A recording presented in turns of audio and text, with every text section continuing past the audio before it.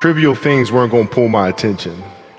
It had to be things weren't going to pull my attention. It had to be things that I had a purpose. I wanted to be one of the best basketball players to ever play. And anything else that was outside of that lane, I didn't have time for. I would watch Magic play, I'd watch Michael play, and I would see them do these unbelievable things. And I'd say, can I get to that level? I don't know, but let's find out. Basketball for me was the most important thing. So everything I saw, whether it was TV shows, whether it was books I read, people I talked to, everything was done to try to learn how to become a better basketball player. Everything. And so when you have that point of view, then literally the world becomes your library to help you to become better at your craft. Dreams they should be pure. And I think a lot of times, when we're born into this world, we actually wind up going backwards. And it seems like the more we mature, the more responsible our dreams become. And the more governors we put on ourselves and our ability to dream and to reimagine. And it's always a fight for us parents and for you guys to make sure that your dreams always stay pure. And so it's not a matter of pushing beyond your limitations or expectations. It's really a matter of protecting your dreams, protecting your imagination. That's really the key. And when you do that, then the world just seems limitless. It's about hard work all the time. It's like, man, if you got to get up every single morning and remind yourself how hard you need to work, you probably need to choose a different profession, because that shouldn't be there. I wake up in the morning excited to get to it. If I'm not training, I'm missing it. If I'm not watching a game of basketball, I miss it. There's no place I'd rather be. And if you have that feeling, then you're truly doing what God has put you on this earth to do. Talk about this often, and we always talk about the fact that you can learn a lot more from the failures than you can from the successes.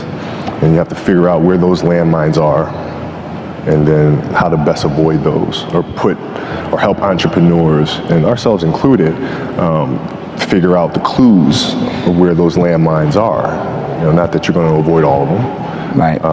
But it's also when you do step on one, figuring out, okay, how do you recuperate? How do you balance back and pick yourself up? I think the best way to prove your value is to work, is to learn, is to absorb, to be a sponge. Right? But you always want to outwork your potential. As hard as you believe you can work harder than that. And that's what I tried to do when I first came in the league. But basketball is such a direct competition sport. And me coming in at 17, I hated when my teammates would say, I get hit with an elbow.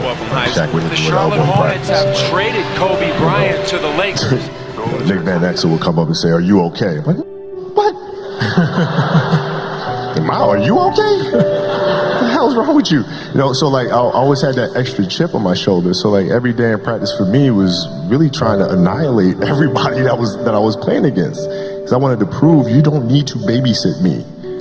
I'm fine, And so it's always that competitive nature, the work ethic, and curiosity.